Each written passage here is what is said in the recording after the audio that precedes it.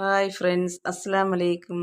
നമ്മുടെ ജാമ്പയിലെ ഒരുപാട് ജാമ്പയ്ക്ക കായ്ച്ച ഇപ്രാവശ്യം. പക്ഷേ നല്ല വലുതായില്ല, എല്ലാം ചെറുതായിരുന്നു. കാരണം മഴ കാരണേ എന്തു പറ്റിയെന്നറിയില്ല, എല്ലാം ചെറിയ സൈസായിരുന്നു. അത്രയും കളറും വന്നില്ല. എന്തെന്ന് വെച്ചാൽ കിളികളെല്ലാം വന്ന് ചിറക് വെച്ച് അടിച്ച് അത്രയും താഴെ വെറുതെ വേസ്റ്റാ കളയുമായിരുന്നേ. അപ്പം ഞാൻ വിചാരിച്ച് എന്തിനാ നിർത്തിയിരിക്കുന്ന കാണാൻ എല്ലാം വേസ്റ്റായിട്ടല്ലേ പോണേന്ന് എല്ലാം പറിച്ച് ഒരുപാട് ആൾക്കാർ കേട്ടിരുന്നു എല്ലാവർക്കും പങ്കുവെച്ച് കൊടുത്തായിരുന്നു. കാരണം നമ്മളെ വീട്ടിൽ ആരും കഴിക്കൂല. ഇതിനു മുമ്പൊക്കെ ഓരോ വീട്ടിൽ ജാമ്പയ്ക്ക് നിൽക്കുമ്പോഴേ നമുക്ക് കൊതിയായിരിക്കും അതിൽ നിന്ന് രണ്ടെണ്ണം കിട്ടിയെങ്കിൽ കഴിക്കാമെന്ന്. പക്ഷെ നമ്മുടെ വീട്ടിൽ ജാമ്പ വളർന്ന് അതിൽ കായ് വന്നപ്പോഴത്തേക്കും നമുക്ക് ആർക്കും ഇഷ്ടമായില്ല. അതുപോലെയാണ് പുളിച്ചിക്ക. ഇതിനു മുമ്പൊക്കെ എനിക്ക് മീൻ കറിയിലിടാനേ പുളിച്ചിക്ക ഭയങ്കര ഇഷ്ടമായിരുന്നു. ചന്തയിൽ പോകുമ്പോഴേ ഞാൻ പൈസയ്ക്ക് വാങ്ങിയിട്ട് വരുമായിരുന്നു. ഇപ്പോൾ എൻ്റെ വീട്ടിൽ പുളിച്ചി വളർന്ന് പുളിച്ചി കായ്ച്ചപ്പോഴത്തേക്കും നമുക്കത് ഇടാൻ തോന്നുന്നില്ല. അതെന്താണെന്നറിയില്ല.